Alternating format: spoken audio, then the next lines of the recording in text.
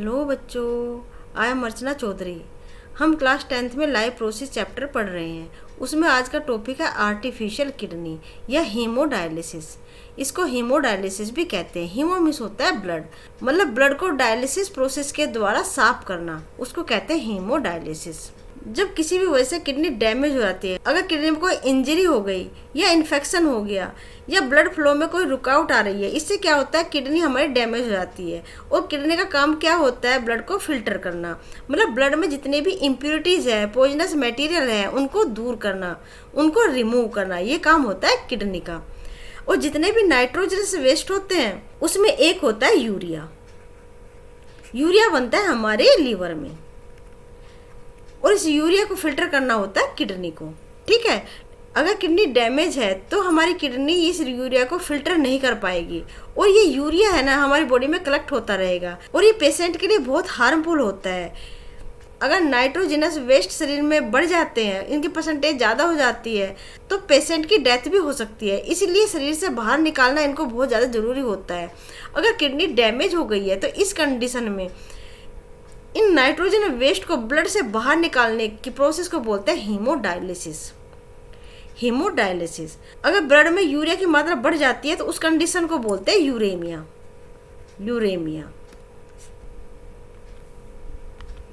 ये डायलिसिस क्या है, एक बार से देख लेते हैं। The separation of particle in a liquid on the basis of difference in their ability to pass through a membrane, मतलब ये डिफ्यूजन के बेस पर काम करती है। डिफ्यूजन क्या होता है, flow of molecule from its higher concentration to its lower concentration, ये नोन एज डिफ्यूजन। ठीक है, हायर कंसंट्रेशन से लो कंसंट्रेशन की ओर फ्लो को क्या बोलते हैं, डिफ्यूजन। ठीक है, तो जो डायलिसिस है ये डिफ्यूजन के प्रिंसिपल बेस है। ये एनसीईआरटी में ब्लड प्यूरिफिकेशन के एक डिवाइस है, ठीक है, जो दिखा रखी है। जब किसी पेशेंट का ब्लड प्यूरिफाई करना होता है, फिल्टर करना होता है एक आर्टिफिशियल किडनी के द्वारा, तो उसमें जो ब्लड लिया जाता है वो आर्टरी से लिया जाता है, क्योंकि आर्टरी जो है ना एक डिस्ट्रीब्यूटिंग होती है, क्योंकि आर्टरी जो हार्ट से ब्लड को लेके जाती है बॉडी के सभी पार्ट तक, तो ये एक डिस्ट्रीब्यूटिंग होती है। तो इसीलिए, और आर्टरी में जो ब्लड फ्लो होता है अंडर प्रेशर होता है, क्योंकि हार्ट एक प्रेशर एग्जर्ट करता है आर्टरी पे, तो ब्लड फ्लो हो रहा है अंडर प्रेशर, तो आर्टरी के थ्रू ब्लड लिया जाता है। और जब आर्टरी के थ्रू ब्लड निकालते हैं ना तो उसमें मिलाते हैं हिपेरिन। हिपेरिन, हिपेरिन क्या है, ये एंटीकोगुलेंट होती है। एंटीकोगुलेंट होती है क्योंकि जब ब्लड बॉडी से बाहर फ्लो होता है तो उसकी नेचर होती है कोगुलेशन की, मतलब जमने की। वो ब्लड जम ना जाए, अगर जम गया तो ट्यूब में कैसे फ्लो होगा, उसमें हिपेरिन मिक्स किया जाता है और ब्लड को लेकर आते हैं 0 डिग्री सेंटीग्रेड टेम्परेचर पर।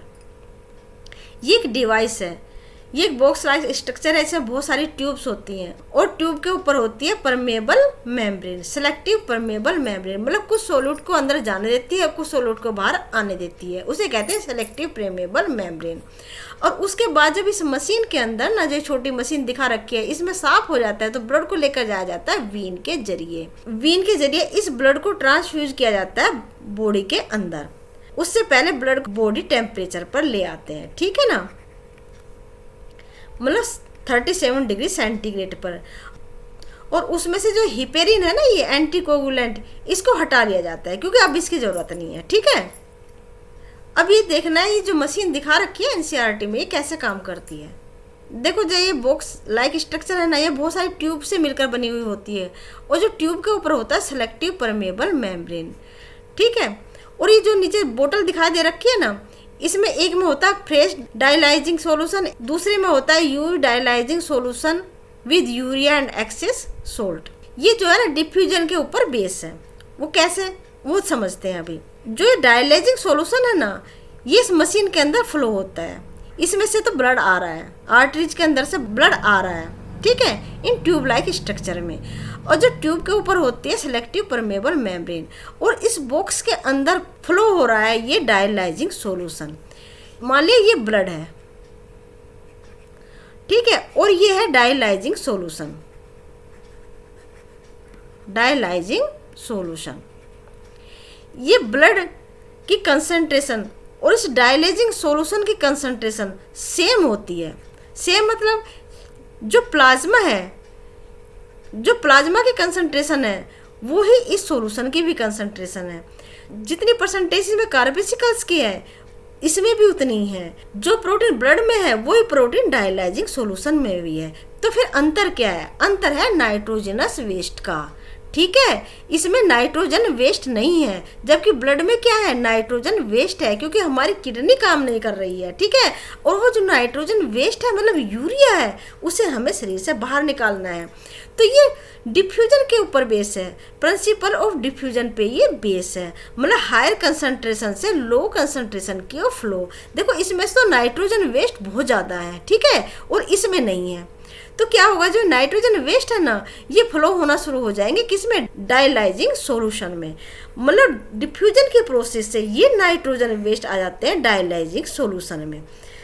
और जो डायलाइजिंग सॉल्यूशन है मतलब यूज है, जिसमें मिल चुका है नाइट्रोजन वेस्ट, उसको पंप के द्वारा बाहर निकाल दिया जाता है इस दूसरे स्टोर में।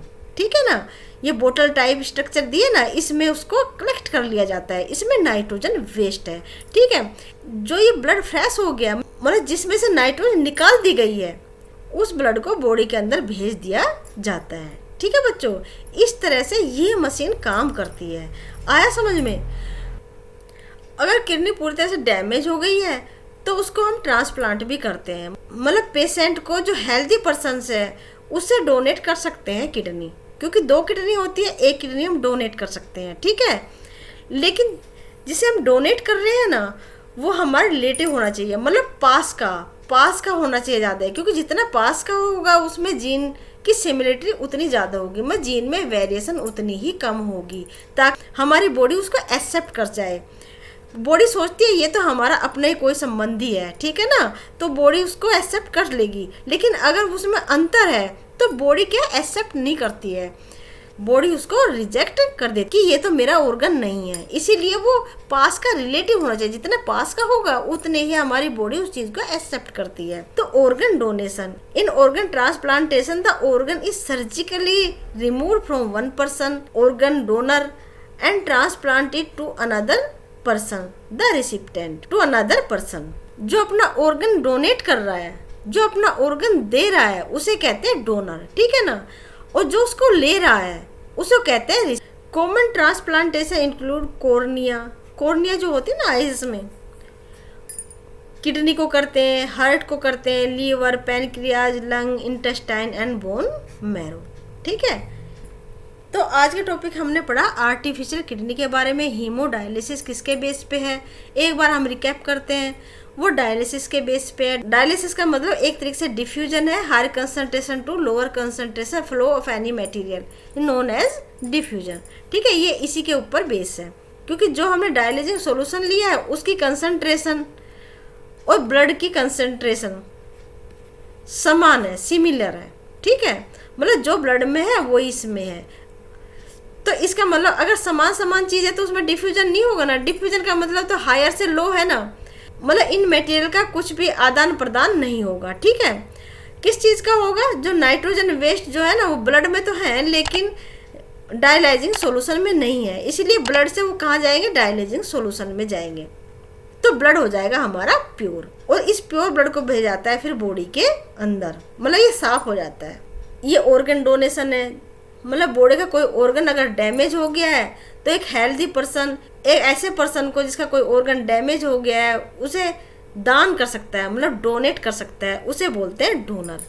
ज़्यादातर वो ऑर्गन जिनका ट्रांसप्लांट किया जाता है वो है cornea, kidney, heart, liver, pancreas, lungs, intestine and bone marrow. उम्मीद करती हूँ कि आपको ये लेक्चर बहुत अच्छे से समझ में आया होगा, मैंने पूरी कोशिश की है। अगर आपको ये समझ में आया है तो आप इसे लाइक, शेयर एंड सब्सक्राइब कीजिए। Thank you.